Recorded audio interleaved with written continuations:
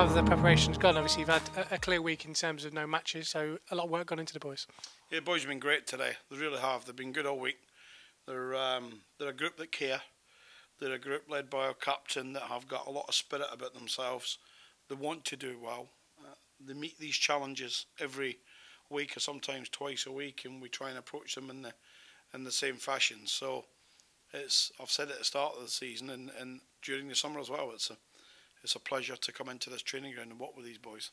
What kind of a test will Accrington Stanley prove? Because I think saying that sentence in League One says how wonderfully well John Coleman's done down there in terms of getting them into this league, but not just getting them into this league. They've beaten a lot of top sides already. Yeah, hasn't Andy Holt, the chairman, done ever so well as well? First and foremost, he got John Coleman back when he lost his job at Rochdale. I think that was an inspired decision to bring Jimmy in beside John as well. They spoke about the DNA of their football club this week. They spoke about who they are, where they are, and what they want to achieve. And what they want to achieve is what we do, which is championship football. And what they lack in terms of facilities at times, then they make up with huge hearts, efforts, and good players. Good players gets John Coleman good results. And he's been very fortunate over the years. He's got a good eye to spot good players. Now, a number of them will arrive here with Accrington Stanley on Saturday.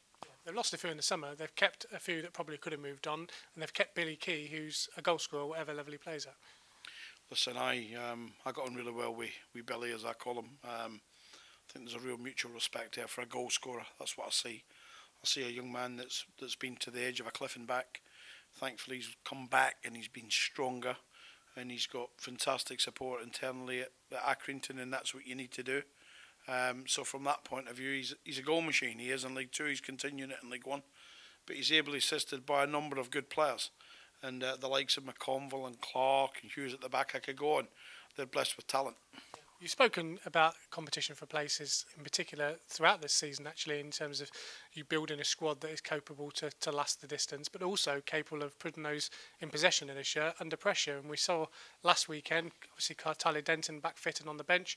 Conor O'Malley's now near fitness as well, and that can only bode well for your players that have got possession of the shirt as well as the ones that haven't. I think in reality, versus a lot of clubs in League One, we've got a small squad. But for me, it was the number I wanted.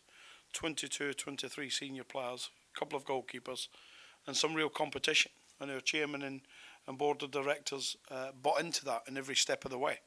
Going back before last weekend, we were at a complete stretch. You know, we had Conor O'Malley missing, Tyler Denton missing, Big Josh missing, Coop's not quite fit. So we were stretching it as far as we could. But what happens in football often happens when one gets fit. It's like the buses. You wait at the bus stop half an hour, you don't see a bus, then three come along the road. So we've had, Conor O'Malley's now back fit. We need that. We need that competition for Aaron. Both have been sparkling today. Colin Daniel his form had dipped a little bit. He was back to his best last week at Scunthorpe. It was no surprise to me. Tyler Denton had trained the majority of the week and was on the bench. Suddenly performance levels go up. So we've got everyone apart from Josh, I've given him some time with the blessing of our chairman to sort out some personal stuff that he has to deal with his family, etc. But the big man is still a big part of his, and so is the rest of them. So we're in great shape. And Marcus Maddison, I have not looked at his Instagram, but I'm presuming he's fit at the moment. Well, all I know is that he told me last weekend he was having another tattoo done on his thigh when we were at Scunthorpe. Listen, the boy was quite ill at the early part of the week, but he was back fit in training, and to be fair, we used that opportunity for 4 or 5 days to give him a mini pre-season, and he was more likely to be crawling out than walking out the training ground. But he needed it because he missed a lot of that physical stuff with our fitness team. But he's done that. He's been excellent in training this week. His approach has been right, and I think we all know every time we've got Marcus Maddison in our squad, we're better. Obviously a double header with a game on Tuesday. People outside might look and think Accrington, Fleetwood, 6 points, comfortable, blah, blah, blah. I guess this is all about attitude as well as performance this weekend. We're going to tell John Coleman that, and particularly going to tell Joey Barton that when you've got, I know the chairman, Andy Pilley, reasonably well up at Fleetwood, and they're putting absolute fortunes into the football club. And mind you, Andy's done it every year. He's an incredible chairman. But they're having a go. But we can't focus on Fleetwood. We can't for 1 minute allow anyone to think about Fleetwood. We have to concentrate on Accrington, and then we move on to Fleetwood. But we're in a good position to take on a double header of home games. But we need to address certain things at home. First and foremost, get some wins on the board.